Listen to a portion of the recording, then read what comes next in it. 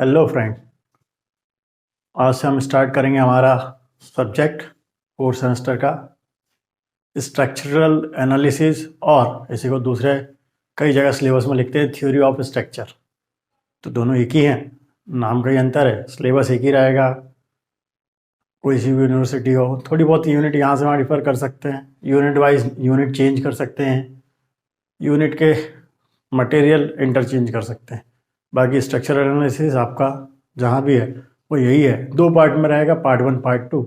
तो आपका part 1 fourth semester में है आरजीबीवी के, हम उसके लिए डिस्कशन करेंगे और उसके लिए आज से थ्योरी ऑफ स्ट्रक्चर चालू करेंगे। इससे पहले हमने जो भी पढ़ा वो बेसिक था, उसी का एडवांस फॉर्म अब हमारा स्ट्रक्चरल एनालिसिस में आएगा या थ्योरी ऑफ स्ट्रक्चर में आएगा। अब बेसिकली दोनों में डिफरेंस क्या है तो वो हम अभी पढ़ेंगे। यूनिट हम पहले ही इंट्रोडक्शन क्लास में कवर कर चुके हैं कि कौन कौन सी यूनिट है, कैसे कैसे पढ़ना है। बेसिकली यूनिट वाइज की जगह हम टॉपिक वाइज जाएंगे, क्योंकि यूनिट वाइज अगर हम जानने लगे तो आधा इंटरेस्ट बच्चों का वैसे ही ख़त्म हो जाता है, क्योंकि पहली यूनिट वर्चुअल वर्क लिखा रहता है। वर्चुअल वर्क का कंसेप्ट क्रिएट करने के लिए थोड़ा बहुत पहले जब सब्जेक्ट में इंटरेस्ट आए तब पढ़ना चाहिए।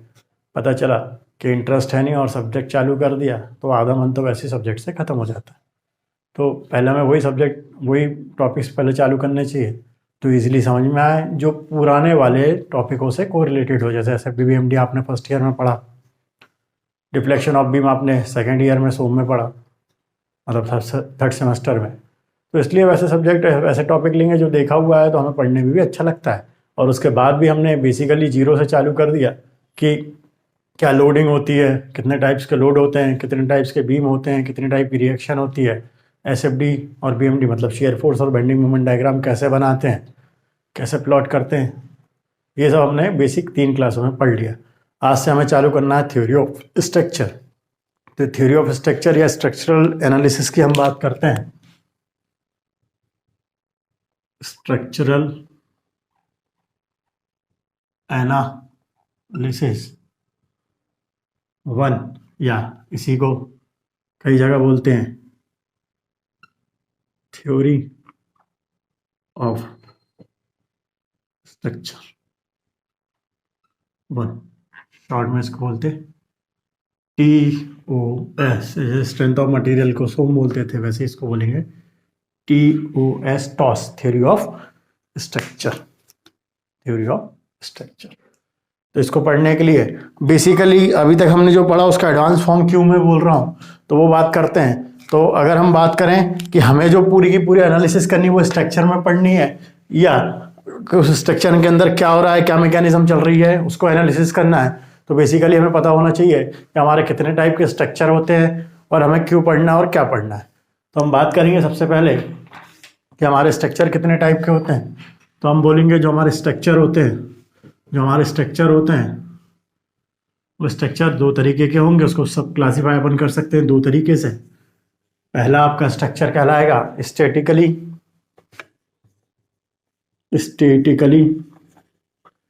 डिटर्मिनेट स्ट्रक्चर्स, ठीक है। और दूसरा कहलाएगा स्टैटिकली इनडिटर्मिनेट स्ट्रक्चर। ये 2 तरीके के आपके स्ट्रक्चर होंगे, एक स्ट्रक्चरिकली डिटर्मिनेंट स्ट्रक्चर होगा, दूसरा स्ट्रक्चरिकली या स्टैटिकली इनडिटर्मिनेंट स्ट्रक्चर होगा। क्या होता है दोनों, क्या डिफरेंस होता है उसकी हम बात करते हैं, ठीक है। तो स्ट्रक्चर अभी आप बोलेंगे 2 तरीके के होंगे, statically determinate structure, statically indeterminate structure. तो स्टैटिकली डिटर्मिनेट स्ट्रक्चर की बात करेंगे तो डिटर्मिनेट मतलब हम जिसको सॉल्व कर सकते हैं, निकाल सकते हैं, उसको बोलते हैं हम डिटर्मिनेट, ठीक है। तो डिटर्मिनेट और इनडिटर्मिनेट से मुझे वैसे तो समझ में आ जाना चाहिए बेसिकली कि डिटर्मिनेट स्ट्रक्चर क्या होगा और इनडिटर्मिनेट स्ट्रक्चर क्या होगा। तो डिटर्मिनेट स्ट्रक्चर मतलब जिसको हम इजीली सॉल्व कर सकें, ये तो सीधी सीधी शुद्ध भाषा में हमने बोल दिया। लेकिन अगर हम थ्योरी ऑफ स्ट्रक्चर की बात करें या टेक्निकली बात करें तो हमने बोला ऐसा स्ट्रक्चर जिसको सॉल्व हम केवल और केवल स्टैटिकली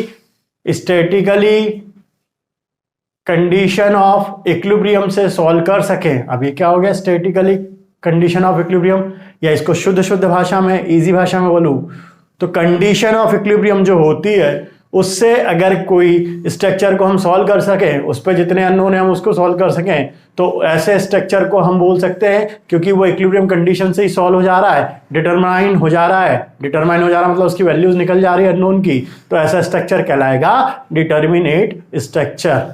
ठीक है, और इनडिटर्मिनेट स्ट्रक्चर की बात करें तो ऐसा स्ट्रक्चर जो कि कंडीशन ऑफ स्टैटिक इक्विलिब्रियम से सॉल्व ना हो पाए, कुछ एडिशनल इक्वेशंस लगे, कुछ एडिशनल कंडीशंस लगे, और उसकी हेल्प के बाद मेरे स्ट्रक्चर में जो भी अननोन फोर्सेस हैं, अननोन मूवमेंट्स हैं, उन सबको मैं सॉल्व कर सकूं, या उन अननोन फोर्सेस और अननोन मूवमेंट को हम एक और नया शब्द से दे सकते हैं, रिडंडेंट मेंबर या redundant forces.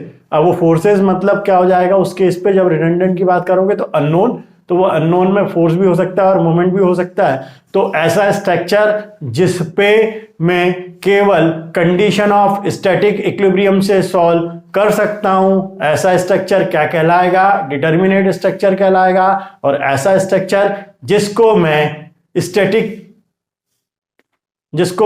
Static equilibrium condition या कंडीशन ऑफ स्टैटिक इक्विलिब्रियम से सॉल्व नहीं कर पाऊं, पूरा क्वेश्चन सॉल्व नहीं हो पाए, उसके बाद अनादर कुछ ना कुछ हमें कंडीशंस लगे या कुछ इक्वेशन लगे या कुछ तरीका लगे, तो ऐसा स्ट्रक्चर मेरा कहलाएगा इनडिटर्मिनेट स्ट्रक्चर। ठीक है, तो पूरा की पूरा खेल इस पे आपका क्या है, केवल और केवल कंडीशन ऑफ स्टैटिक इक्विलिब्रियम। अब कंडीशन ऑफ स्टैटिक इक्विलिब्रियम मतलब कोई बड़ा हुआ नहीं, जो हमने पढ़ा अभी भी पढ़ रहे थे, जैसे एसएफडी वीएमडी के केस में, फ्री बॉडी डायग्राम के केस में, या फर्स्ट ईयर में भी आपने पढ़ा होगा। तो स्टैटिक इक्विलिब्रियम या कंडीशन ऑफ स्टैटिक इक्विलिब्रियम क्या होता है कि summation of all the vertical force is equal to 0, second summation of all the horizontal force is equal to 0, third summation of movement about any point is equal to 0। अगर इन तीन कंडीशनों से ही मेरे question के unknown निकल जाएं, मेरे beam के unknown निकल जाएं, मेरे फ्रेम के अननोन निकल जाएं, तो ऐसे स्ट्रक्चर को ही मैं बोलता हूं डिटर्मिनेट स्ट्रक्चर। मतलब सीधी भाषा में summation of v equal to 0, summation of h equal to 0 और summation of m equal to 0 about any point से ही अगर मेरे अननोन फोर्सेस निकल जाते हैं, जो क्वेश्चन में अननोन फोर्सेस है, तो ऐसे स्ट्रक्चर को जो सीधे easily condition of static equilibrium से सॉल्व हो जा रहा है, तो वहां से क्या कहलाएगा, वो इजीली डिटरमाइन हो जा रहा है, इसलिए ऐसे स्ट्रक्चर को हमने बोला डिटर्मिनेट स्ट्रक्चर।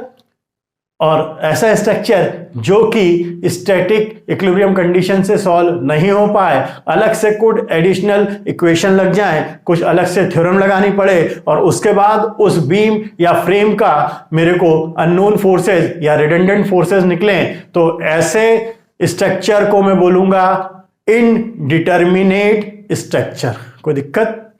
ठीक है, तो इक्विलिब्रियम स्टैटिक इक्विलिब्रियम कंडीशन क्या होगी, summation of all the vertical force is equal to 0, summation of all the horizontal force is equal to 0 और summation of moment about any point is equal to 0। इन तीन condition से आपका जब solve हो जाए तो वो कहलाएगा, क्योंकि इन तीन कंडीशन से हमारा सीधे सॉल्व हो जाए तो वो कहलाता है हमारा क्या है, तीनों इक्विलिब्रियम कंडीशन से सॉल्व हो जाएगा, तो ऐसे स्ट्रक्चर को मैंने बोल दिया डिटर्मिनेट स्ट्रक्चर। कोई दिक्कत? और इन तीन कंडीशन के अलावा एडिशनल कंडीशंस लगे तो वो कहलाएगा स्टैटिकली इनडिटर्मिनेट स्ट्रक्चर। ठीक है, इसी को लिख लेते हैं कि क्या स्टैटिकली डिटर्मिनेट स्ट्रक्चर होगा और क्या स्टैटिकली इनडिटर्मिनेट स्ट्रक्चर होगा और क्या उसका एग्जाम्पल होगा।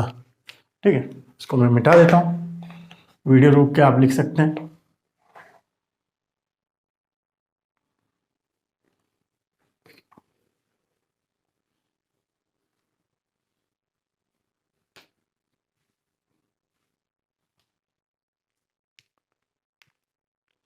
तो मैंने लिखा statically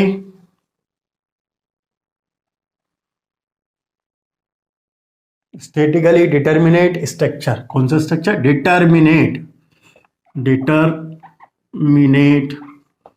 structure.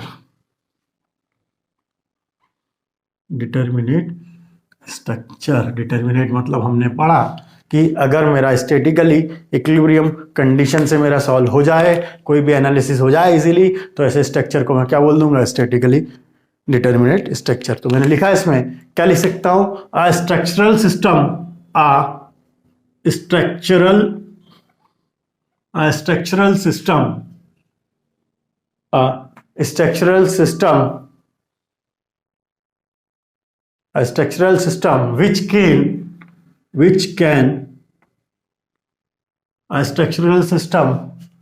which can be analyzed by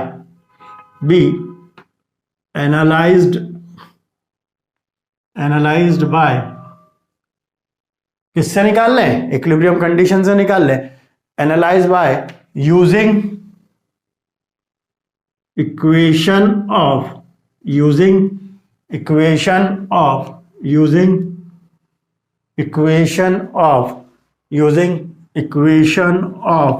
statistical using equation of statical equilibrium only,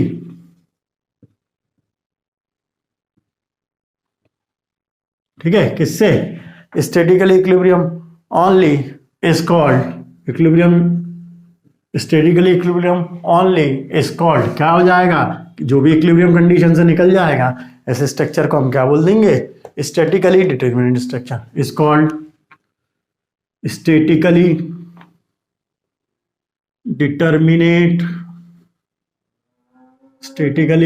determinate structures.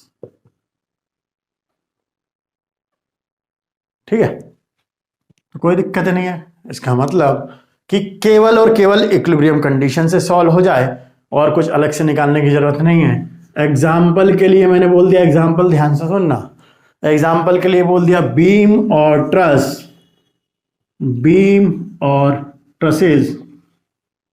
With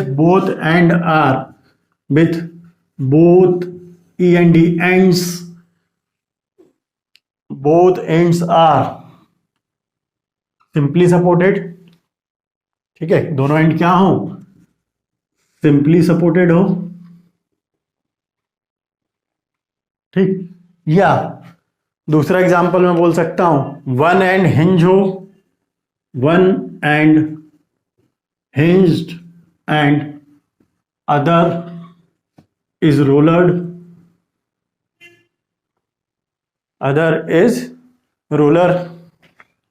या मैं बोल दूं कैंटिलीवर भी। अब ये तीनों मेरे एग्जाम्पल हुए किसके? डिटर्मिनेंट स्ट्रक्चर के। सर मैं तो नहीं मानता। कैसे होंगे? चेक करके बताओ सर। मैं तो नहीं मान रहा। क्या लिख दे रहे हो आप? ऐसा होता है क्या? तो हम चेक कर लेते हैं। मैंने बोला कि साहब क्या बोल रहा हूं? सिंपली सपोर्टेड बीम मुझे मालूम है। लोडिंग एक्स वाई जेड कुछ भी हो, मुझे कोई लेना देना नहीं है। लोडिंग मेरी क्या हो? कुछ भी हो। इसका मतलब यहां मेरी तो रिएक्शन आनी चाहिए, और आर ए और आर बी। तो अननोन कितने हुए इस पे? अननोन फोर्सेस कितने हुए? तो सर अननोन फोर्सेस हुए कितने? सर अननोन फोर्सेस हुए 2। अननोन फोर्स हुए 2। कौन कौन से? एक वर्टिकल रिएक्शन आर ए, दूसरी वर्टिकल रिएक्शन आर बी। और सर इक्विलिब्रियम कंडीशन कितनी होती है? इक्विलिब्रियम कंडीशन कितनी होती है? इक्विलिब्रियम कंडीशन मेरी कितनी होती है? सर 3 होती हैं। कौन कौन सी?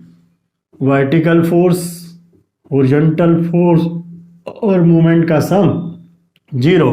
तो सर जब भी मेरे अननोन फोर्स तो 2 ही है, इक्विलिब्रियम कंडीशन 3 है। जब मेरे अननोन फोर्स लेस देन 2 होगा, जब मेरा अननोन फोर्स, ध्यान से देखना, जब मेरा अननोन फोर्स अगर लेस देन और इक्वल टू, छोटा हो या बराबर हो किसके? इक्विलिब्रियम कंडीशन के। किसके? इक्विलिब्रियम कंडीशन के। तो उस केस को हम इजीली बोल सकते हैं कौन सा स्ट्रक्चर है, डिटर्मिनेट स्ट्रक्चर है। जब भी मेरे अननोन फोर्सेस लेस देन हो इक्विलिब्रियम कंडीशन के, या अननोन फोर्स केवल दो, रिएक्शन आर ए और आर बी, मूवमेंट यहां मुझे मालूम है कितना होगा, सिंपली सपोर्टेड एंड पे मूवमेंट होता है 0, सिंपली सपोर्टेड एंड पे मूवमेंट होता है 0, तो इसका तो कोई लेना ही देना नहीं है। तो केवल दो अननोन आर ए और आर बी, और इक्विलिब्रियम कंडीशन कितनी, summation of all the vertical force equal to 0, summation of all the horizontal force equal to 0, और summation of moment about any point is equal to 0। तो sir जब भी मेरा unknown force equal to हो या less than हो, मेरा unknown forces जो हैं, मेरा रिडंडेंट मेंबर जो हैं, मेरे रिडंडेंट फोर्स जो है, हमेशा अगर इक्विलिब्रियम कंडीशन से छोटे हो या उसके बराबर हो, अभी कितने अननोन फोर्सेस हैं, दो, आर ए और आर बी, वो छोटे हो गए इक्विलिब्रियम कंडीशन से, तो ऐसे स्ट्रक्चर पे मेरे को अलग से कोई एडिशनल कंडीशन लगाने की जरूरत नहीं पड़ेगी। तो ऐसे स्ट्रक्चर को मैं इजीली क्या कर सकता हूं, डिटरमाइन कर सकता हूं। किसकी हेल्प से डिटरमाइन कर सकता हूं, इक्विलिब्रियम कंडीशन की हेल्प से डिटरमाइन कर सकता हूं। तो ऐसा स्ट्रक्चर जिसको इक्विलिब्रियम कंडीशन की हेल्प से मैं डिटरमाइन कर सकता हूं, ऐसा स्ट्रक्चर मेरा कहलाता है डिटर्मिनेंट स्ट्रक्चर। मैथमेटिकली अगर मैं बोलूं कि सर मेरा number of unknown forces, forces मतलब खाली फोर्स नहीं, इस फोर्सेस का मतलब है जो भी अननोन मेंबर्स हैं। सपोज रिएक्शन भी हो सकती है, हॉरिजॉन्टल रिएक्शन भी हो सकती है, वर्टिकल रिएक्शन भी हो सकती है, और मोमेंट भी। अननोन मेंबर बोल सकते हो, अननोन फोर्सेस बोल सकते हो। फोर्सेस मतलब यहाँ पे केवल आप फोर्स इनटू परपेंडिकुलर फोर्स, मतलब आपका केवल लोड वाला फोर्स की बात आप नहीं कर रहे हो। यहाँ फोर्स मतलब जो भी अननोन है वो मोमेंट को भी काउंट करोगे, है ना, या रिडंडेंट बोल सकते हो, उसको रिडंडेंट भी बोल सकते हो। तो वो वर्टिकल रिडंडेंट भी हो सकता है, वो हॉरिजॉन्टल रिडंडेंट भी हो सकता है, और वो मूवमेंट भी हो सकता है। ये सब अगर मेरे केवल और केवल तीन कंडीशन इक्विलिब्रियम कंडीशन से ही सॉल्व हो जाते हैं, तो उस केस पे मैं बड़े अच्छे से बोल सकता हूं कि मेरा स्ट्रक्चर डिटर्मिनेंट स्ट्रक्चर है। ठीक है, या सीधा सीधा बोल दूं कि नंबर ऑफ रिडंडेंट अगर मेरे, या नंबर ऑफ अननोन फोर्सेस मेरे लेस देन किससे हो, इक्विलिब्रियम कंडीशन से हो या उसके बराबर हो, तो भी मेरा स्ट्रक्चर क्या है, इजीली सॉल्व कर सकता हूं, इसीलिए उसकी वैल्यू डिटरमाइन कर सकता हूं। इसलिए इस स्ट्रक्चर का मैंने सुंदर सा नाम रखा डिटर्मिनेट स्ट्रक्चर। आ गई समझ में? अब मैं बात करता हूं, पहला पॉइंट मैंने लिख दिया, बीम हो या ट्रस हो, उसके बोथ एंड क्या हो, सिंपली सपोर्टेड। पहला वाला एग्जांपल हो गया। दूसरे में लिखता हूं one and hinge and other is roller. अब समझ में आ रही मैंने बेसिक क्यों पढ़ाया था? अगर मैं अभी हिंज बोलता तो आप सर खुजाते होते कि सर ये हिंज क्या हो गया। अब मुझे पता है सर इस तरीके से एक हिंज होगा एक सपोर्ट पे और दूसरे सपोर्ट पे रोलर होगा, तो सर रोलर होगा तो ये बॉल बना दी, ऐसे बना लो, या कई बुक ऐसे नहीं बनाती, उनकी इच्छा होती है तो वो यहाँ एक गेंद लगा देते हैं, कुछ ऐसे बना लो, तो भी इसका मतलब वही होता है। ठीक है, और भी रिप्रेजेंटेशन मैंने समझाए थे, अगर जिसने क्लास अटेंड नहीं करी हो वापस जाके प्रीवियस क्लासेस चेक करेगा तो मुझे पता चल जाएगा कि क्या हिंजेस होते हैं। इस सपोर्ट को बोलते हैं, अगर नहीं भी मालूम है तो फिर से सुन लो, हिंज सपोर्ट। और इस सपोर्ट को मुझे मालूम है क्या बोलते हैं, रोलर सपोर्ट। कौन सा सपोर्ट? रोलर सपोर्ट, ये भी मुझे मालूम है दोनों, इसको भी वही है। तो अब मैंने पढ़ा था कि सर जहां हिंज सपोर्ट होगा वहां रिएक्शन कितनी होगी, दो होंगी, एक तो हॉरिजॉन्टल रिएक्शन होगी और एक वर्टिकल रिएक्शन होगी। तो एक हॉरिजॉन्टल रिएक्शन हो गई और एक वर्टिकल रिएक्शन हो गई। एग्जाम्पल के लिए इसका नाम लिखा ए बी, तो सर एक हॉरिजॉन्टल रिएक्शन हो गई एच ए, एक वर्टिकल रिएक्शन हो गई आर ए। रोलर में मैंने पढ़ा था कि केवल और केवल एक ही रिएक्शन होगी, वो भी कौन सी होगी, वर्टिकल होगी, तो इस पे हो गया बी। तो अब सर लोडिंग कुछ भी हो, मुझे कोई लेना देना नहीं है, लोडिंग कुछ भी हो सकती है, यूडीएल हो सकता है, यूबीएल हो सकता है, पॉइंट लोड हो सकता है, ट्रायंगुलर लोडिंग हो सकता है, कुछ भी हो, उस लोडिंग से मुझे मतलब नहीं है। एंड कंडीशन में देखूंगा तो हिंज पे दो रिएक्शन होती है, एक वर्टिकल तो आर ए नाम लिख दिया, एक हॉरिजॉन्टल तो एच ए, क्योंकि ए पॉइंट पे था, और रोलर पे एक ही रिएक्शन होती है, कितनी, केवल वर्टिकल आर ए। तो अननोन फोर्सेस इस केस में कितना होगा बेटा, अननोन फोर्सेस इसमें होगा इस केस पे, जरा काउंट करके बताओ। तो अननोन फोर्सेस, या इस फोर्सेस का दूसरा नाम बोलूंगा रिडंडेंट, तो भी काम चल जाएगा। तो अननोन रिडंडेंट कितने हो गए, तो सर एक हॉरिजॉन्टल रिएक्शन, सर दूसरा वर्टिकल रिएक्शन, सर तीसरा भी वर्टिकल रिएक्शन। तो सर अननोन फोर्सेस हो गए तीन, अननोन फोर्सेस हो गए तीन। और इक्विलिब्रियम कंडीशन कितनी होती, इक्विलिब्रियम कंडीशन को शॉर्ट में मैंने लिखा, तो इक्विलिब्रियम कंडीशन इक्विलिब्रियम कंडीशन भी कितनी होती सर? 3। कौन कौन सी होती सर? तो वो भी होती समीशन ऑफ, वो क्या होती? Summation of v equal to 0, summation of h equal to 0, summation of m equal to 0। तो सर जब मेरा अननोन फोर्स और इक्विलिब्रियम कंडीशन या तो मेरे अननोन फोर्स छोटे हों इक्विलिब्रियम कंडीशन से या मेरे अननोन फोर्स इक्विलिब्रियम कंडीशन के बराबर हो, सर दोनों केस में मैं खुशी खुशी बोल सकता हूं कि मेरा स्ट्रक्चर या मेरा मेंबर या मेरा बीम या मेरा ट्रस या जो भी मेरा स्ट्रक्चर फ्रेम कुछ भी हो, अगर उसमें सर इक्विलिब्रियम कंडीशन, मेरा इक्विलिब्रियम कंडीशन से मेरा वो फ्रेम सीधे सीधे सॉल्व हो जाए, इजीली सॉल्व हो जाए, इजीली उसकी वैल्यू डिटर्मिनेंट हो जाए, तो ऐसे स्ट्रक्चर को मैंने कौन सा स्ट्रक्चर बोला? जो केवल और केवल किससे? इक्विलिब्रियम कंडीशन से सॉल्व हो जाए, ऐसे स्ट्रक्चर को मैंने बोल दिया डिटर्मिनेट स्ट्रक्चर। क्योंकि यहां पे भी मेरा अननोन 1, 2 और 3 था और मेरी इक्विलिब्रियम कंडीशन भी 3 थी, और unknown force equal to equilibrium condition हो जाए या unknown force is less than equilibrium condition हो जाए, उस केस पे सर मैं स्ट्रक्चर को क्या बोल सकता हूं? डिटर्मिनेट। अगर यहां 3 की जगह 4 हो जाती तब नहीं सॉल्व कर पाता, तब उस केस में बोलता इनडिटर्मिनेट स्ट्रक्चर। अभी तो मैंने डेफिनेशन केवल डिटर्मिनेट स्ट्रक्चर की लिखी, तो उसको समझाने के लिए मैंने एग्जांपल से समझा दिया। इसको आप वीडियो रोक के आराम से लिख लीजिए।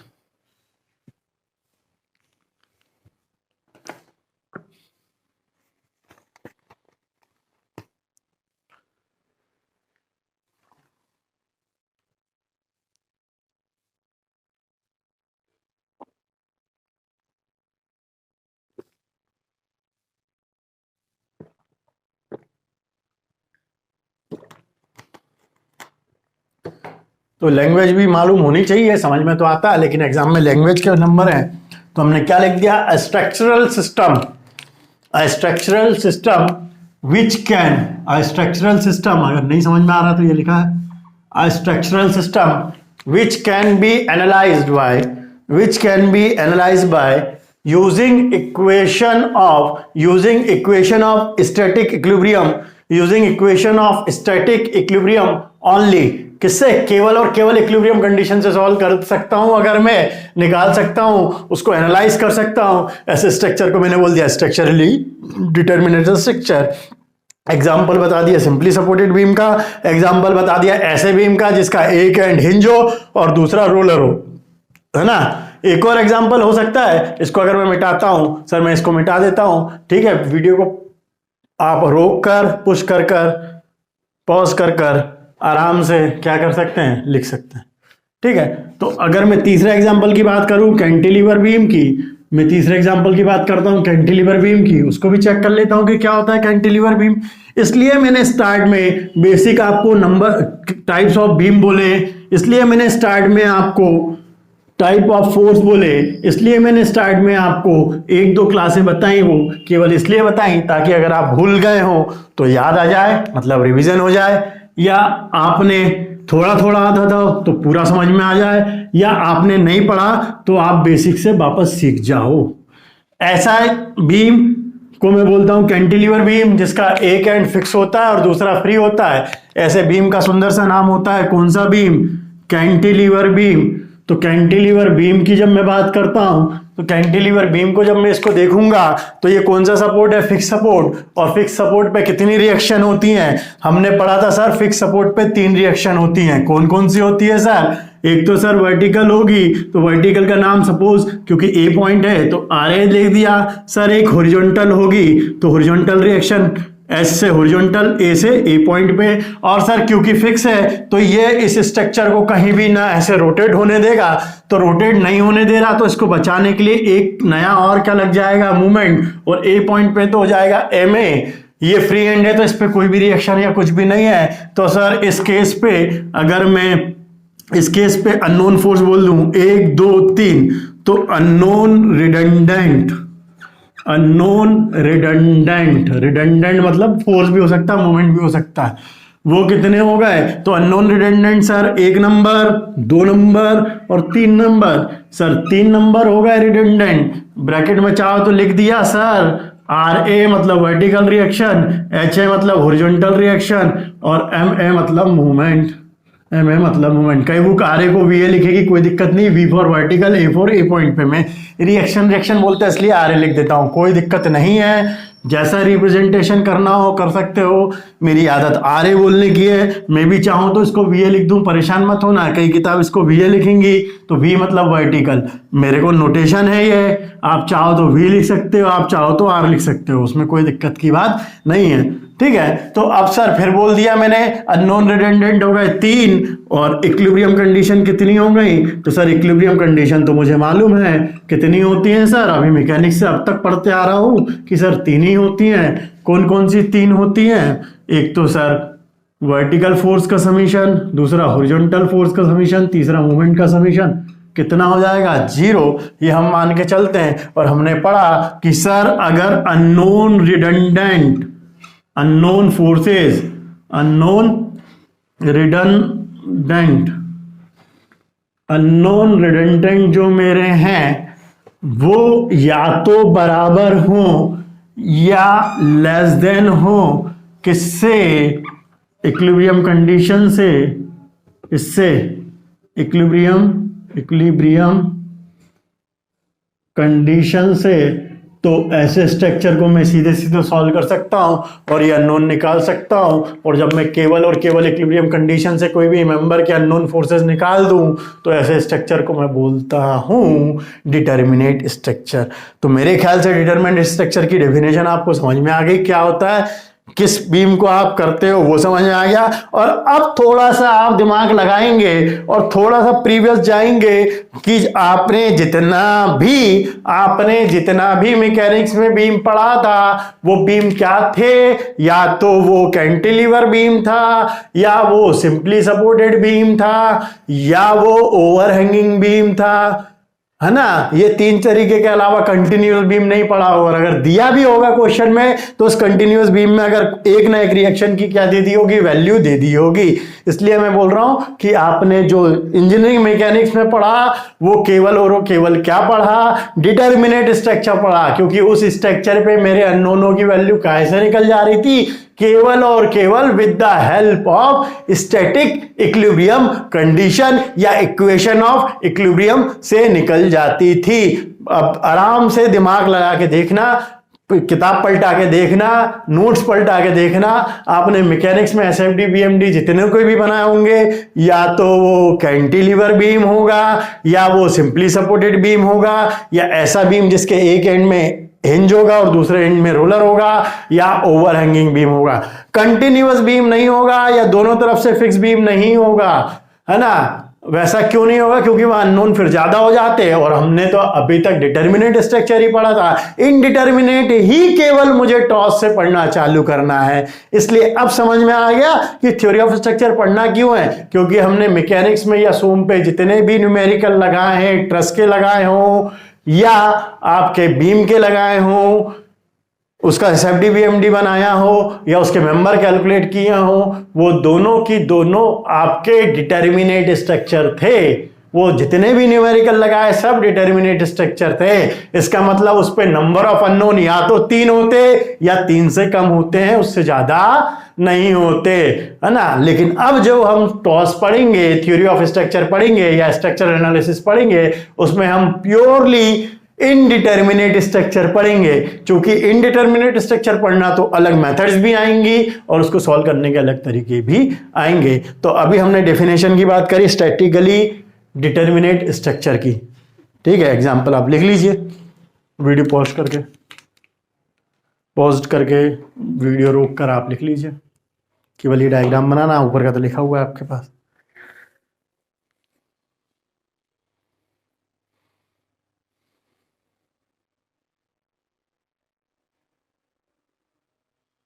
ठीक है, अब स्टैटिकली इनडिटर्मिनेट स्ट्रक्चर की मैं बात करता हूं। अब मुझे पता चल गया कि साहब डिटर्मिनेट में केवल और केवल किससे सॉल्व हो सकता है? इक्विलिब्रियम इक्वेशन से निकल सकता है, कंडीशन ऑफ इक्विलिब्रियम से निकल सकता है। तो इनडिटर्मिनेट में इन इक्वेशन के अलावा और एडिशनल कंडीशंस और एडिशनल वैल्यूज और एडिशनल कैलकुलेशन और एडिशनल मेथड की जरूरत पड़ेगी, तभी जाके मेरा कौन सा स्ट्रक्चर सॉल्व होगा? इनडिटर्मिनेट स्ट्रक्चर होगा। तो अब मैं दूसरी डेफिनेशन अगर मैं लिखना चाह रहा हूं तो स्टैटिकली इनडिटर्मिनेट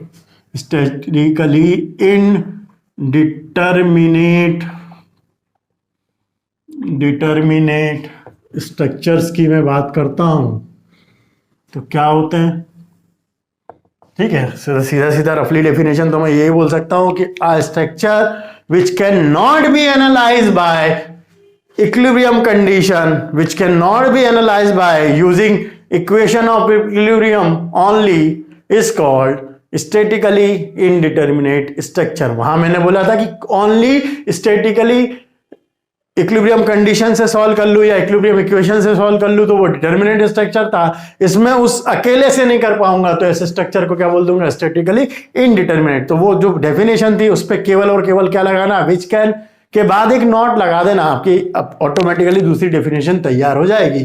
तो दूसरी डेफिनेशन में क्या लिख सकता हूं कि अ स्ट्रक्चर, क्या लिख सकता हूं, अ structure which can not B solve, a structure which can not, नहीं कर सकता, ठीक है, which cannot be analyzed by, which cannot be analyzed, है ना, स्मॉल ए लिखना, मैं तो लिखने के लिए दिखाने के लिए लिख देता हूं, analyzed by, which cannot be analyzed by using कौन सा, using equation of equilibrium, using equation of equilibrium, equation of equilibrium, ठीक है, which can not be solved by या which can not be analyzed by using equation of equilibrium only is called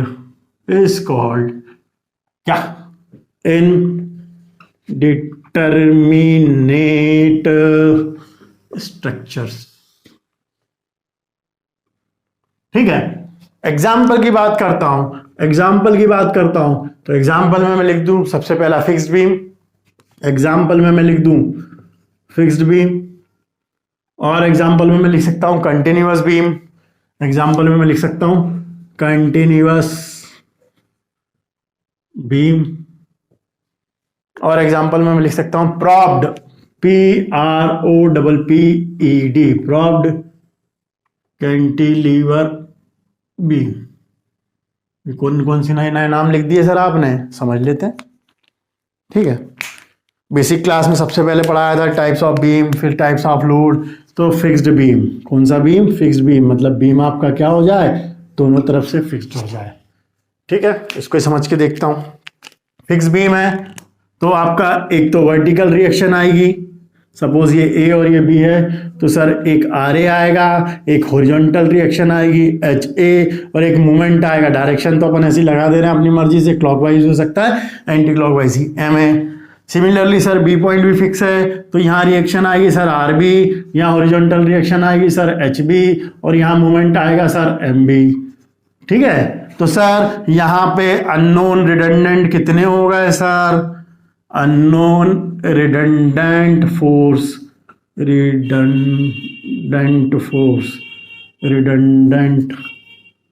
unknown redundant कितने हो गए sir, 1 2 3 4 5 6, क्या क्या होगा यहाँ ब्रैकेट में लिख लिया सर, एक तो आर ए होगा सर, एक एच ए होगा सर, एक एम ए होगा, ये हो गया ए सपोर्ट पे, एंड सर एक आर बी होगा सर, एक एच बी होगा, और एक सर मोमेंट भी होगा। तो 6 अननोन हो गए सर। कंडीशन ऑफ इक्विलिब्रियम कितनी होती है सर, तो कंडीशन ऑफ इक्विलिब्रियम सर 3 ही होती है, कौन सी sir, summation of vertical force, summation of horizontal force, और summation of moment is equal to 0। तो सर हमने पढ़ा कि अगर अननोन फोर्स या अननोन रिडंडेंट आपके लेस देन या इक्वल टू होते इक्विलिब्रियम कंडीशन के तब तो ठीक था, लेकिन यहां तो sir unknown redundant greater than हो गया सर किसके, इक्विलिब्रियम कंडीशन के, किसके, इक्विलिब्रियम कंडीशन के। ऐसे ही केस को, ऐसे ही स्ट्रक्चर को, ऐसे ही उसको मेरे पास याद रखना है कि जितने नंबर ऑफ अननोन फोर्स हो उतने तरीके की इक्वेशन हो तभी सॉल्व कर पाऊंगा, नहीं तो नहीं कर पाता, ठीक है। तो सर यहाँ तो 6 इक्वेशन होनी चाहिए थी, यहाँ तो 3 ही है, बचेंगे कौन 3 फोर्स? मुझे क्या पता सर, वो तो सॉल्व करके पता चलेगा। तो बचेंगे तो तब भी 3 फोर्स ना, वो 3 फोर्स के लिए कुछ एडिशनल कंडीशन लगानी पड़ेगी, कुछ मेथड लगानी पड़ेगी, कुछ ना कुछ करके सॉल्व करना पड़ेगा। वो इजीली सॉल्व नहीं हो पाएगा। इक्विलिब्रियम कंडीशन अकेले के बस की नहीं है। जहां इक्विलिब्रियम कंडीशन की अकेले की बस की नहीं होगी, वो बीम को मैं इक्विलिब्रियम कंडीशन की हेल्प से केवल सॉल्व नहीं कर पाऊंगा, केवल इसकी हेल्प से सॉल्व नहीं कर पाऊंगा। तो ऐसा स्ट्रक्चर सर क्या कहलाएगा? क्योंकि मैं केवल इजीली सॉल्व नहीं कर पा रहा, तो ऐसे स्ट्रक्चर को मैं बोलूंगा इनडिटर्मिनेट स्ट्रक्चर। ठीक है, ठीक है सर। ये तो फिक्स बीम का एग्जांपल हो गया, मान लिया आपने, बोल दिया आपने, मान लिया, खत्म करो। आगे चलता हूं सर, कंटिन्यूअस बीम बोलो, कोई बात नहीं। Continuous beam support is more than कितना? सपोर्ट इज मोर देन 2, 2 से ज्यादा होना चाहिए। मान लिया एक हिंज है, अगेन मान लिया एक रोलर है, अगेन मान लिया एक रोलर है, और मेरी मर्जी, लो साहब एक और रोलर है। अगर सपोर्ट मेरे मोर देन कितने हो जाएं? 2 से ज्यादा हो जाएं। सपोर्ट इज मोर देन कितने हो जाएं? सपोर्ट इज मोर देन अगर मेरे 2 हो जाए, सपोर्ट मेरे 2 से ज्यादा हो जाए, तो उस बीम को मैं क्या बोलूंगा? कंटिन्यूअस बीम बोलूंगा। तो मैंने सेकंड एग्जांपल लिखा था कंटिन्यूअस बीम। ये तो कौन सा बीम था सर? ये फिक्स्ड बीम था सर। ये एग्जांपल पहला था फिक्स बीम का सर। अब अभी कहला दिया मैंने कंटिन्यूअस बीम। इस सपोर्ट का नाम सर हिंज। यहाँ पहिए लगे तो रोलर, यहाँ पहिए लगे तो रोलर, यहाँ टायर लगो तो रोलर। 2 बनाओ, 3 बनाओ, 4 बनाओ, रोलर, कोई दिक्कत नहीं है। पहिए जितना हर चक्के की गाड़ी आती ना, 2 wheeler, 4 wheeler, 3 wheeler, 8 wheeler, 54 wheeler, 52 wheeler, तो कितने भी पहिए बना, रोल होना चाहिए, उसका मतलब है। ठीक है सर। फिर सर कंटिन्यूअस बीम को कैसे बोल दूं? मैं नहीं मानता, मैं कैलकुलेट करके देखूंगा, मत मानो। हिंज पे एक रिएक्शन सर आ रहे हो सर, एक हॉरिजॉन्टल रिएक्शन है चे, बिल्कुल सर। रोलर पे एक वर्टिकल रिएक्शन, हाँ सर, क्या नाम? R B sir. एक और रोलर, उस पर फिर एक सपोर्ट लगा दिया, कौन सा? वर्टिकल, तो आरसी सर, कोई दिक्कत नहीं सर। आरडी फिर रोलर, तो फिर मैंने लगा दिया आरडी। सर ये कंटिन्यूअस ही क्यों? क्योंकि 1 2 3 4 सपोर्ट मोर देन अपने कितने हो जाए? सपोर्ट मोर देन कितने हो जाए सर? सपोर्ट मोर देन मेरे कितने हो जाए?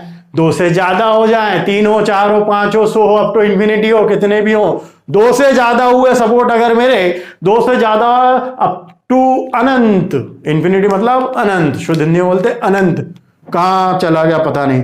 कितने भी सपोर्ट हो जाएं सर, 2 से ज्यादा सपोर्ट अगर लग गए, 2 से ज्यादा वर्टिकल सपोर्ट अगर लग गए, तो ऐसे बीम को मैं सुंदर सा नाम होता है कंटिन्यूअस। एक के बाद एक, तुरंत तुरंत तुरंत लगातार, लगातार मतलब कंटिन्यू, तो इसलिए इस बीम का नाम बोलते हैं कंटिन्यूअस बीम। ये हमने पहली क्लास में बहुत अच्छे से डिस्कस किया था जब बेसिक की बात कर रहे थे। तो सर मैं तो बोलता अननोन रिडंडेंट लिखता हूं सर, कितना होगा? लिख दो भाई, मना किया क्या? लिखो सर, अननोन रिडंडेंट गिन दो ना सर। एक हॉरिजॉन्टल, एक वर्टिकल, एक वर्टिकल, एक वर्टिकल, एक वर्टिकल, नहीं सर ऐसे लिखो। 1 number, 2 number, 3 number, 4 number, 5 number. Sir unknown redundant 5, sir इसको छुपा लो तो भी 4, इतना भी बनाओ, आगे बनाओ, नहीं बनाओ, 2 से ज्यादा हो गए तो आपका हो गई होगा। तो सर अननोन रिडंडेंट हो गए कितने sir? Sir unknown redundant 5। Sir equilibrium condition कितनी? तो सर इक्विलिब्रियम कंडीशन हो गई मेरी कितनी? तो सर इक्विलिब्रियम कंडीशन तो मेरी सर करीब ही है, वही रहेंगी 3। कौन कौन सी sir? Summation of vertical force, summation of horizontal force और summation of moment is equal to 0। Sir ये 3 इक्विलिब्रियम कंडीशन। इसका मतलब अगेन सर क्या हो गया? 5 बड़ा हो गया 3 से, तो अननोन रिडंडेंट सर, कौन? अननोन रिडंडेंट बड़ा हो गया सर किससे? इक्विलिब्रियम कंडीशन से, इक्विलिब्रियम कंडीशन से। तो ऐसे स्ट्रक्चर को सर जब इक्विलिब्रियम कंडीशन अकेले की बस की नहीं हो कि बीम कैंसर दे दे, तो क्या हो कहलाएगा? इनडिटर्मिनेट स्ट्रक्चर कहलाएगा। तो सर फिक्स बीम का एग्जांपल समझा दिया सर, कंटिन्यूअस बीम का बता दिया सर, प्रोड का और बताओ। तो पहले इसको एक बार उतार लो, वीडियो को रोक कर लिख लो, फिर अपन बता देंगे कौन सा?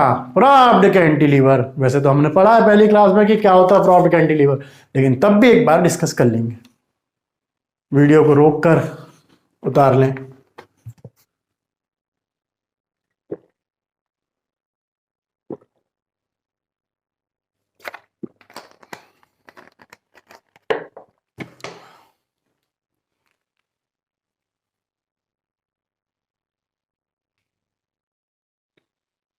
राइटिंग मेरी माशाल्लाह है, तो थोड़ा सा आप देख के लिखिएगा। स्पेलिंग थोड़ी बहुत इधर उधर हो जाए फ्लो में तो भी थोड़ा देख लीजिएगा, ठीक है। क्योंकि फ्लो में लिखते में कभी कुछ छूट जाता है, कभी एन छूट जा रहा है, कभी कुछ छूट जा रहा है, बोलते समय सुनना भी है उसको, ठीक है। तो मैं इसको मिटा के फिक्स के लिए बात कर ली, मैंने कंटिन्यूअस के लिए बात कर ली। अब मैं बात करता हूँ सर तीसरा एग्जाम्पल, प्रॉप्ड कैंटिलीवर। ये कौन सी नई बीमारी है सर? तो इसके बारे में हम वैसे तो फर्स्ट क्लास में जो बेसिक क्लास पढ़ी थी टाइप्स ऑफ बीम में हमने पढ़ा था, फिर तब भी हम मान के चलते हैं कि सर नहीं पढ़ा। एक बार बता दो सर, रिवाइज करा दो सर, बताओ 3 क्लास हुई, उसका रिवीजन भी चाहिए सर, तो रिवाइज कराते हैं, कोई बात नहीं। मैंने सर प्रॉप्ड के पहले क्या लिखा है, आगे क्या लिखा है? कैंटिलीवर। लो सर कैंटिलीवर बना दिया, हम तो कैंटिलीवर जानते हैं, बन गया सर। सर नाम भी दे दिया सुंदर सा, ए और बी। सर तो ये तो कैंटिलीवर भी में प्रॉप्ड बोलता है, कौन बोलता? क्या बोलता? प्रॉप्ड बोलता सर। प्रॉप्ड तो है ही नहीं सर, ये कैंटिलीवर है। हाँ मैं भी बोल रहा हूँ कैंटिलीवर, मैंने कहा बोला प्रॉप्ड है? मैंने बोला अभी तो हम कैंटिलीवर बनाया हूँ, प्रॉप्ड बनाना है। तो बहुत बहुत प्रॉप्ड मतलब क्या हो गया, क्यों प्रॉप्ड बोल रहे हैं, इसके बारे में अगर थोड़ा बहुत जाने तो कितने भी अपन देखते होंगे टीवी में डांसिंग शो आते हैं, तो बोलते हैं उसमें पता नहीं वो कभी पहिया लेके डांस करते हैं, कभी बिस्तर लगा के डांस करते हैं, कभी पाइप पे डांस करते हैं, कभी रस्सी पकड़ के डांस करते हैं, कभी किसी और एक चुन्नी को लेके डांस करते हैं।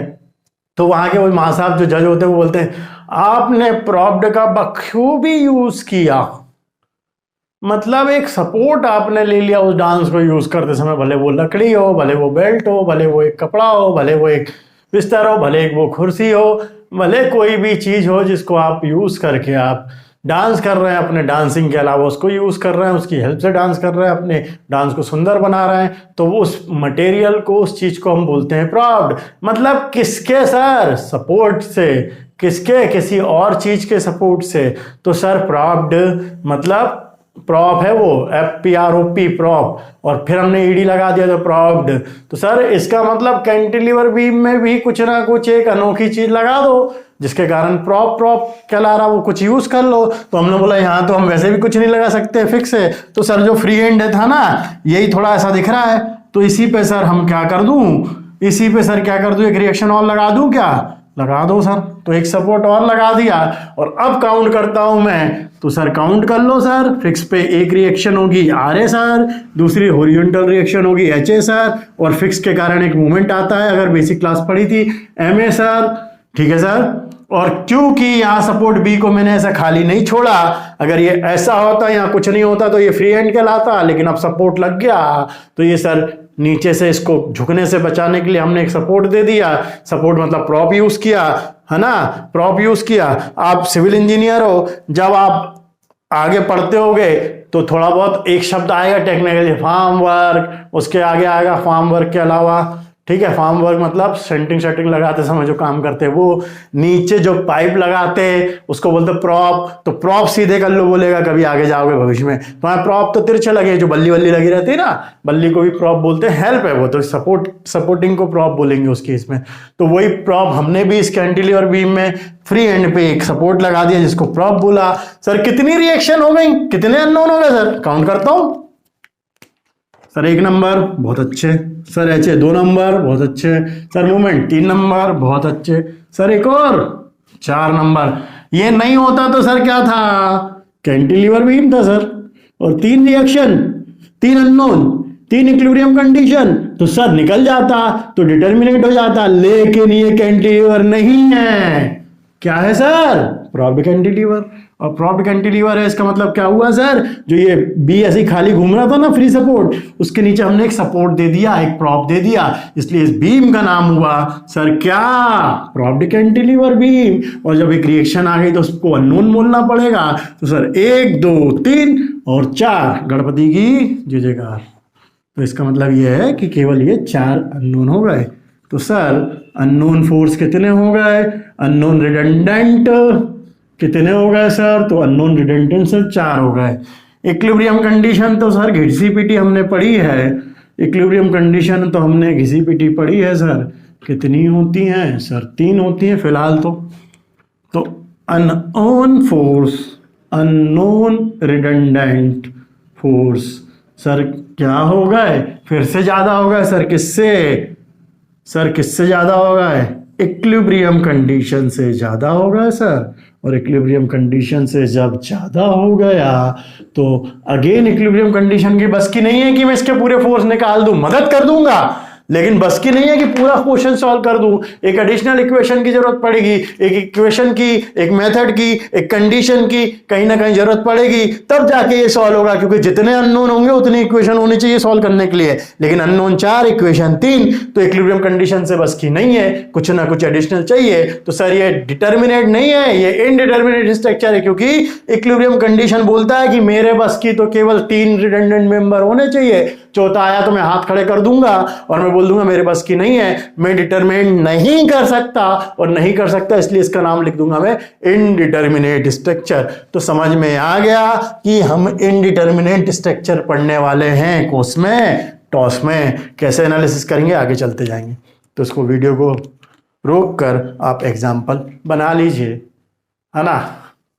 तो भाषा से हम बोल सकता हूं कि a structure which can not be analyse by using कौन इक्वेशन ऑफ इक्विलिब्रियम ओनली, केवल और केवल इक्विलिब्रियम कंडीशन से सॉल्व नहीं कर सकता, उसके अलावा कुछ और लगेगा, तो ऐसा स्ट्रक्चर कहलाएगा इनडिटर्मिनेट स्ट्रक्चर। 3 एग्जांपल बोले थे, फिक्स बीम, कंटिन्यूअस बीम या प्रॉप्ड कैंटिलीवर। प्रॉप्ड हटाया तो डिटर्मिनेंट में चला जाएगा, प्रॉप्ड हटाया तो डिटर्मिनेंट, प्रॉप्ड लगा दिया तो इनडिटर्मिनेंट, है ना। इसको बना लीजिए वीडियो पोस्ट करके,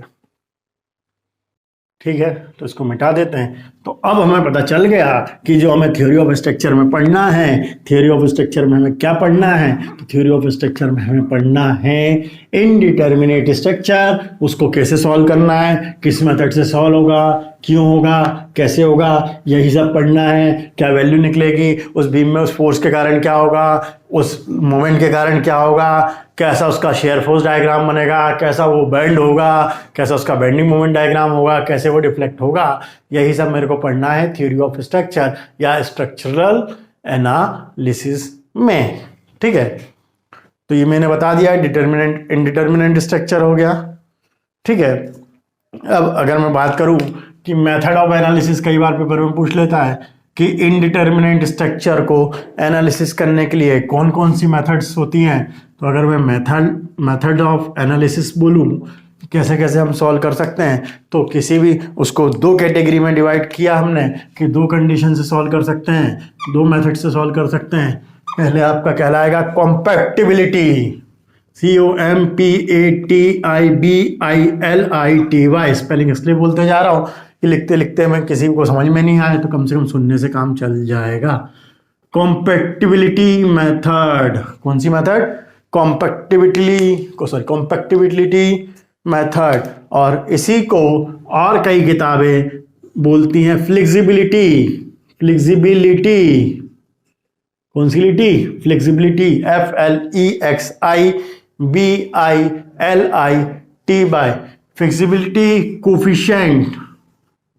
फ्लेक्सिबिलिटी कोफिशिएंट मेथड। और एक और नाम है इसका सुंदर सा, और इसी का एक और नाम है, इसी को हम और बोलते हैं, कौन सी मेथड है, फोर्स मेथड। इसी का हम एक और नाम बोल सकते हैं सर, क्या है सर, ये फोर्स मेथड है। तो कॉम्पैक्टिबिलिटी, COMPATIBILITY, कॉम्पैक्टिबिलिटी मेथड, उसी का दूसरा नाम होता है flexibility, FLEXIBILITY, flexibility coefficient method और फोर्स मेथड। और जो दूसरी मेथड होती है वो होती है इक्विलिब्रियम मेथड,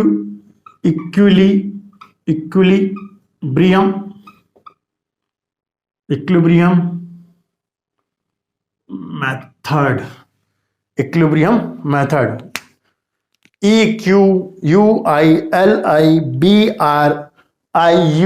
इक्विलिब्रियम मेथड, ठीक है। इतना इसलिए बोल दे रहा हूं कि जब मैं पढ़ता था तो उस केस में हिंदी मीडियम के छात्र हम, और इक्विलिब्रियम की क्या स्पेलिंग लिखते थे माशाल्लाह, आज कॉपी उठा के देखते हैं तो लगता है कि हाँ भाई क्या लिखते थे, इसलिए मैं बोल देता हूँ। हो सकता है कोई मेरे जैसा हो तो कम से कम लिख तो सही से ले, नहीं तो कोई और तीसरा उठा के कॉपी देखेगा तो हंसेगा। तो लिख देते तो कुछ भी पता नहीं क्या लिखते थे। अब उस टाइम हिंदी मीडियम से जैसे इंग्लिश मीडियम में माँ साहब लिखा रहा है इक्विलिब्रियम कंडीशन, इतनी जल्दी वो इक्विलिब्रियम बोल देता था कि जितनी हम 4 बार बोल दे हम 1 बार नहीं लिख पाए।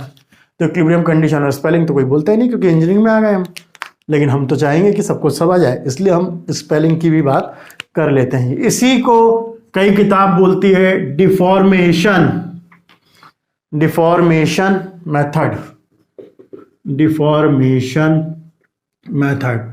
उसके बाद भी मन नहीं भरता, और एक और नाम होता है इसी मेथड का, और एक और नाम होता है इसी मेथड का, इससे भी मन नहीं भरता, तो इसी मेथड का एक और नाम होता है स्टिफनेस, स्टिफनेस, स्टिफनेस मेथड। कौन सी मेथड?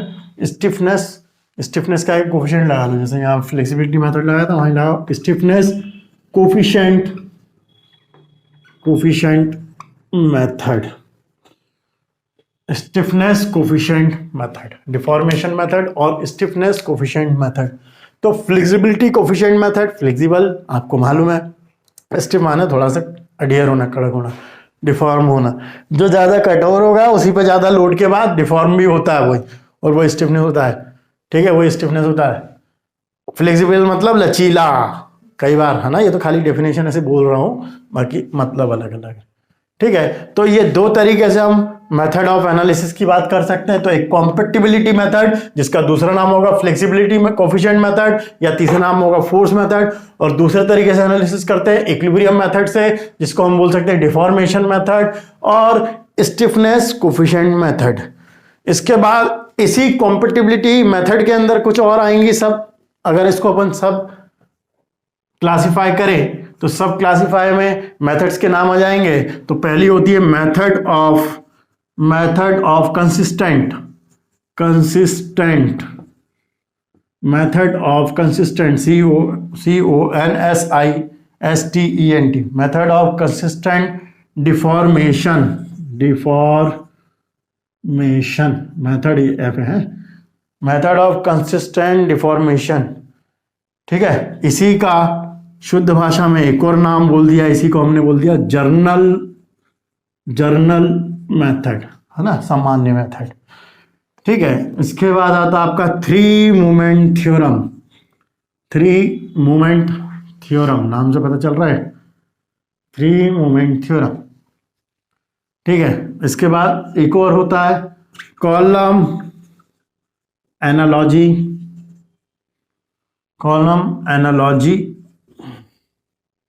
मेथड, हम पढ़ते थे बोलते column analogy method, column analogy method या कॉलम एनालॉजी मेथड, ठीक है। उसके बाद एक और मेथड होगी इलास्टिक, कौन? Elastic centre method,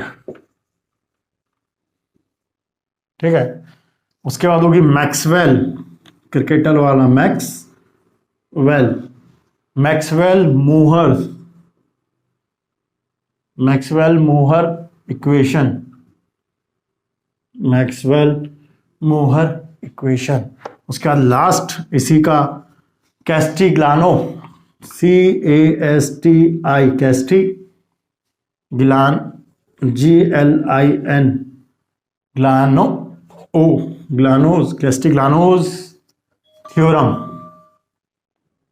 कैस्टिग्लानोज theorem of, Castigliano theorem of minimum, MINIUM, minimum, MINIMUM, minimum strain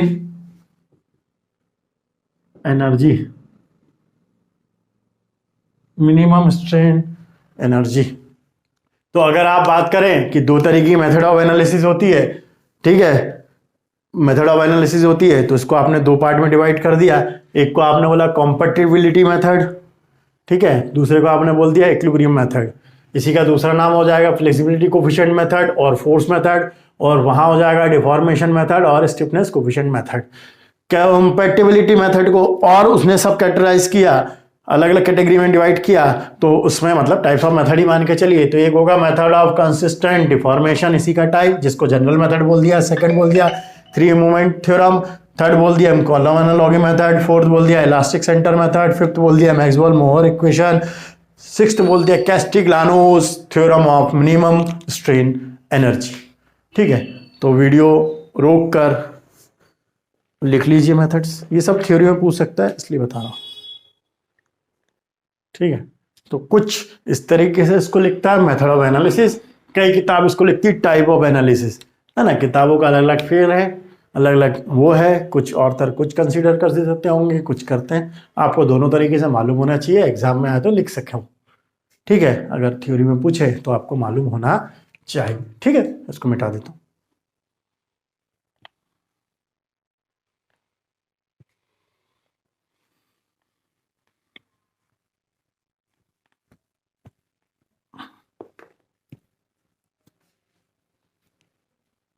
कई किताब इसको ऐसा ना लिख के, कई किताब बोलती है टाइप्स ऑफ एनालिसिस, तो भी मालूम होना चाहिए आपको। अगर पूछ ले टाइप्स ऑफ एनालिसिस के टाइप से पूछ ले तो टाइप्स ऑफ एनालिसिस मालूम होनी चाहिए, मेथड ऑफ एनालिसिस मालूम होनी चाहिए। तो दो तरीके के एनालिसिस में इसको कैटेगराइज किया हुआ है। एक कहलाएगी आपकी स्टिफनेस मेथड, एक कहलाएगी आपकी STIFFNESS स्टिफनेस मेथड। ठीक है, और दूसरी कहलाएगी फ्लेक्सिबिलिटी, FLEXIBILITY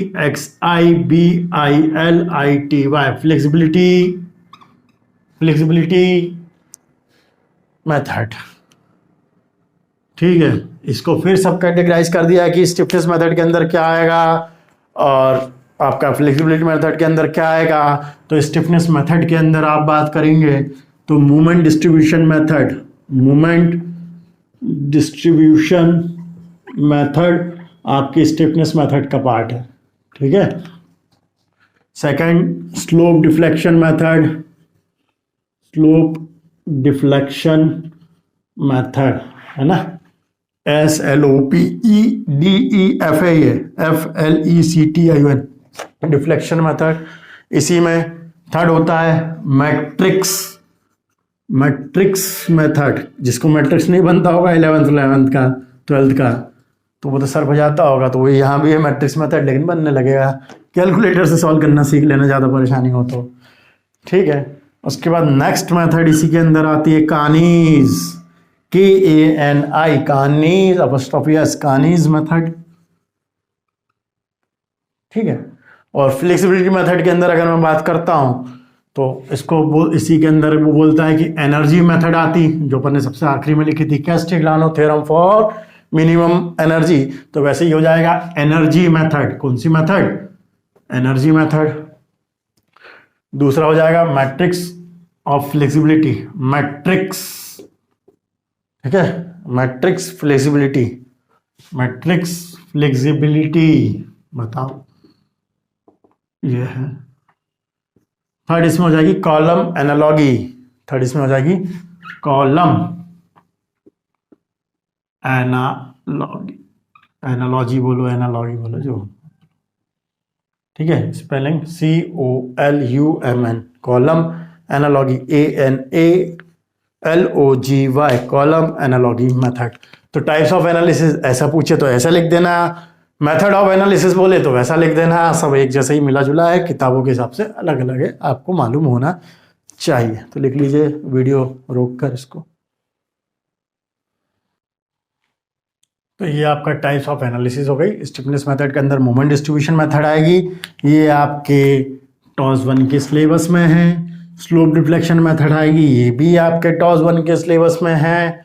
एनर्जी मेथड भी आपके टॉस 1 के सिलेबस में है। कॉलम एनालॉगी मेथड भी आपके टॉस 1 के सिलेबस में है। वैसे ही आपने पिछली स्लाइड जब आप बात करेंगे तो उसमें जो आप मेथड ऑफ एनालिसिस पढ़ी थी तो उसमें आया था 3 मूवमेंट थ्योरम, वो भी आपके टॉस 1 के सिलेबस में है। उसके अलावा इलास्टिक सेंटर मेथड छोड़ देना, वो नहीं है। कॉलम एनालॉगी आपके सिलेबस में है। Castigliano theorem of minimum strain energy आपके थ्योरम में है, आपके सिलेबस में है। और मैक्सवेल मोहर इक्वेशन आपके सिलेबस में है। तो ये आपको टॉस 1 में पढ़ना है। आप जब सिलेबस देखेंगे, तो सिलेबस में आपको दिखेगा, जब आप सिलेबस देखेंगे जो अपन ने पहले क्लास में डिस्कशन किया था कि सिलेबस क्या क्या होता है, क्या पढ़ना है। तो पहला चैप्टर आपका स्ट्रेन एनर्जी वाला पार्ट रहेगा, वर्चुअल वाला पार्ट रहेगा। सेकंड जब यूनिट आप पढ़ते हैं तो इंडिटर्मिनेंट स्ट्रक्चर होता, और वो static and kinematic indeterminacy, analysis of fix and continuous beam by theorem of 3 movement, वो होता, तीसरा effect of sinking and rotation होता, और चौथा मोमेंट डिस्ट्रीब्यूशन मेथड होता विदाउट स्वे। ठीक है, इसका मतलब क्या हो गया कि आपका सेकेंड यूनिट में मोमेंट डिस्ट्रीब्यूशन मेथड भी पढ़ना है, और सेकेंड यूनिट में ही आपको 3 मोमेंट थ्योरम पढ़ना है, पहला चीज। थर्ड यूनिट पढ़ेंगे तो थर्ड यूनिट में था analysis of slope deflection method, तो थर्ड यूनिट आपकी स्लोप डिफ्लेक्शन मेथड होगी, और कॉलम एनालॉगी मेथड ये भी आपका क्या होगा, थर्ड यूनिट में रहेगा। फोर्थ यूनिट थी arches and suspension, arches and suspension cable, वो इनमें से कुछ नहीं है। फिफ्थ यूनिट है rolling load and influence diagram, वो भी आपका अलग तरीके का पार्ट है। तो एनालिसिस इंडिटरमिनेंट डिटरमिनेंट स्ट्रक्चर के लिए इतना है। ठीक है, इसको मैं मिटा देता हूँ और चालू करता हूँ आज से हमारा सिलेबस। सिलेबस तो तभी से चालू हो गया जब हमने डेफिनेशन बात कर ली डिटरमिनेंट और इंडिटरमिनेंट स्ट्रक्चर की। मैं जो पढ़ाऊँगा आपको टॉपिक वाइज पढ़ाऊँगा, यूनिट वाइज नहीं पढ़ाऊँगा। ठीक है, टॉपिक वाइज एक एक करके पूरे टॉपिक कवर करेंगे, और आप वैसे ही पढ़िएगा। सिलेबस वाइज पढ़ेंगे तो पहले यूनिट में ही हाथ जोड़ के बोल देंगे कि हमें आगे नहीं पढ़ना है, तो हम टॉपिक वाइज ही हर टॉपिक को कवर करेंगे। टॉपिक वाइज क्वेश्चन करेंगे, पेपर भी पुराने प्रीवियस ईयर्स आरजीपी के पेपर या जो भी आपकी यूनिवर्सिटी हो उसके पुराने पेपर के क्वेश्चन सॉल्व करेंगे। मैं कोशिश यही करता हूँ कि एग्जाम में जो क्वेश्चन पेपर आए हुए हैं उसको सॉल्व करके आपको आरजीपी लेवल पे अच्छा स्ट्रांग बना दूं। तो मैं जनरली पेपर क्वेश्चन जो उठाता हूँ वो पेपर के उठाता हूँ, बुक के जानबूझ के नहीं उठाता सॉल्व करने के लिए, ताकि बुक के आप अपनी प्रैक्टिस के लिए कर पाओ और सॉल्यूशन आपके पास रहे तो आप देख सको। ठीक है, आगे समझ में। तो मैं कोशिश जनरली यही करता हूँ कि ओल्ड पेपर में जो क्वेश्चन आए हुए हैं आपको ईयर समेत बता देता हूँ और वही क्वेश्चन कराने की कोशिश करता हूँ। ठीक है, तो ये हम करते हैं बेसिकली, और बुक वाले क्वेश्चन इसलिए छोड़ देता हूं ताकि आप उन क्वेश्चन लिख कर सॉल्व करें और आंसर मिलाने के लिए बुक से मिला सकें। कई बार ऐसा होता है कि कॉमन ही क्वेश्चन होता है जो बुक में वही एग्जाम में भी आता है, किताब से बाहर तो कोई इतना अंतर्यामी अभी वैसा है नहीं। हाँ, चेंज कर सकते हैं वैल्यू, पर अपने हिसाब से नया क्वेश्चन फ्रेम करने के साथ साथ फाइनली सॉल्यूशन भी बनाना होता है। सॉल्यूशन बना तो सकते हैं लेकिन टाइम भी होना चाहिए, कई बार टाइम नहीं होता। तो इसलिए जो क्वेश्चन पेपर बनते हैं जनरली पुराने ही क्वेश्चन पेपर से रिलेटेड बना देंगे, या आपका बुक किसी एक पर्टिकुलर बुक से कुछ क्वेश्चन ले लेंगे, किसी पर्टिकुलर दूसरी बुक से कुछ क्वेश्चन ले लेंगे। इसी हिसाब से आपके आरजीपी का एग्जाम पेपर सेट होता है।